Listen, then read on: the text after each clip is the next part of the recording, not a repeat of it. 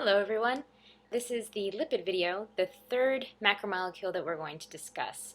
So what I'd like to do first is talk about the functions of a lipid. Lipids are really important for a lot of reasons, and the biggest thing that comes to my mind when I first think about lipid is that it has a lot of energy. So there's a lot of energy that's stored in the carbon and hydrogen bonds, and that energy is in the form of potential energy. So it's really good at storing energy. Another function that lipids have is to help keep us warm and to also support certain organ structures in our body. The major component of the cell membrane is made up of what's called phospholipids. So that's another important reason for having lipids, is that it gives us a cell membrane. And you'll see lipids also in hormones and in cholesterol, and it turns out that cholesterol is a precursor to many hormones, and we need hormones for cell signaling and for growth. What I'd like to do next is talk about the structure of lipids. How do they look like? I don't expect you to memorize any of these structures, but I do want you to identify these structures and know what a lipid is from a carbohydrate, or what a lipid is from all the other types of macromolecules. And if you take a moment, you can see this structure. The classic arrangement that you would see for lipids is this long chain of what's called a hydrocarbon chain, which is hydrogen and carbon chain.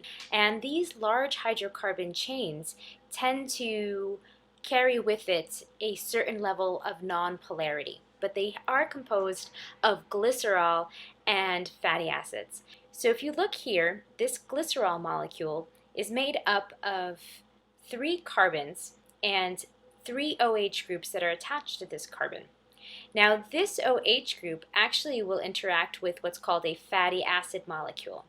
A fatty acid molecule is called a fatty acid because it actually has an acidic property to it, because it has the COH and the oxygen here, which is that's the carboxyl group. It's a little bit of acidic quality to it, and that's where it gets the name acid from. But this fatty acid is really made up of carbon and hydrogen. So you can see that this is a carbon-hydrocarbon chain. Now the carboxyl portion of this fatty acid will interact with the OH of the glycerol, and you begin to see water coming out of the system. And so this is the classic example of building a molecule, and this is an example of a dehydration reaction.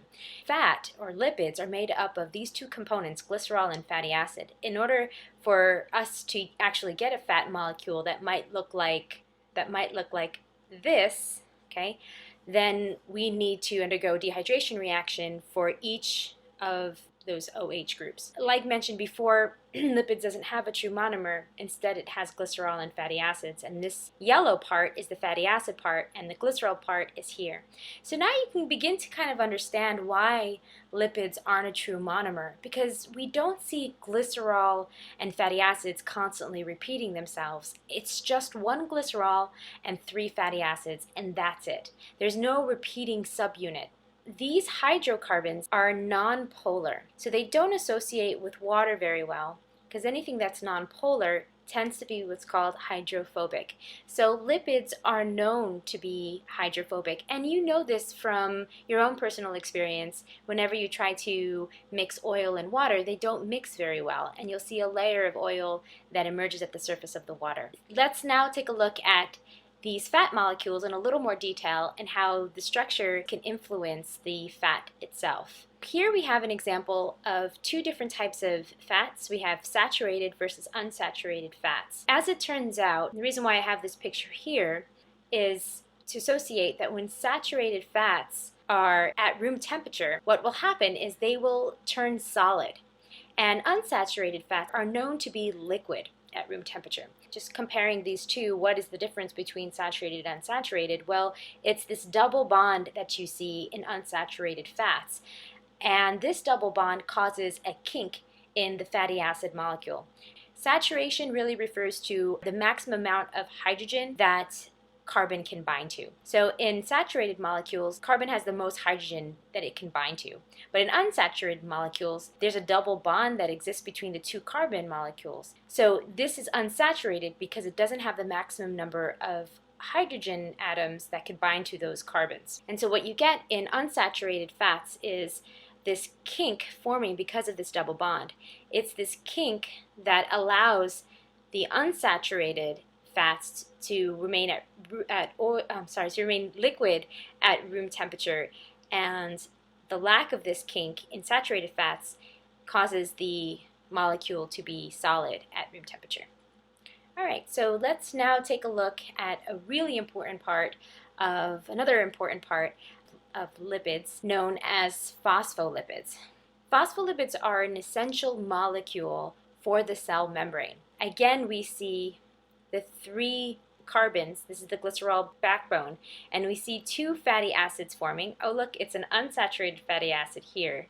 And the 3rd carbon that normally would have a fatty acid binding to it, instead of the fatty acid, we have a phosphate group. So this phosphate group is known as the phosphate head, or it's the polar head of this molecule. Phosphate tends to be extremely polar because phosphates tend to carry with it oxygen.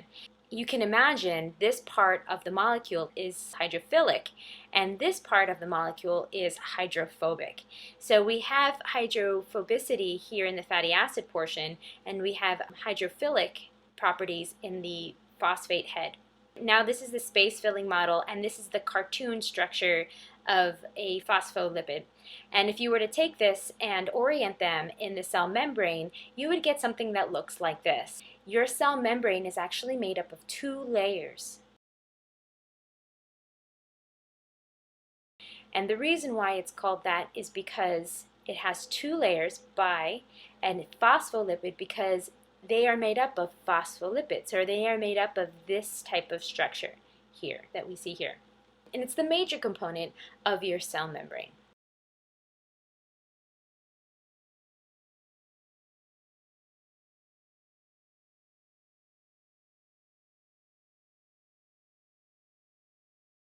Now, last but not least, I'd like to next talk about hormones very briefly. This is a hydrocarbon ring, and it's showing testosterone and estrogen. So it's actually showing estrogen here and testosterone here, and they are derivatives of cholesterol. You can see some polar qualities to this molecule. You see an OH here, and an OH here, and an oxygen group here, another OH here. Whenever you see oxygen, think polar. So there is a certain level of polarity to this molecule, but there are so many more hydrogen and carbon bonds to this molecule that it tends to exhibit nonpolar qualities than polar qualities. Okay, and that wraps up the major properties of lipids, and knowing the functions as well as the structure and the components of a lipid, as well as what it means when it's a liquid versus a solid, and that it's a part of the membrane as well as hormone components, is extremely important in biology.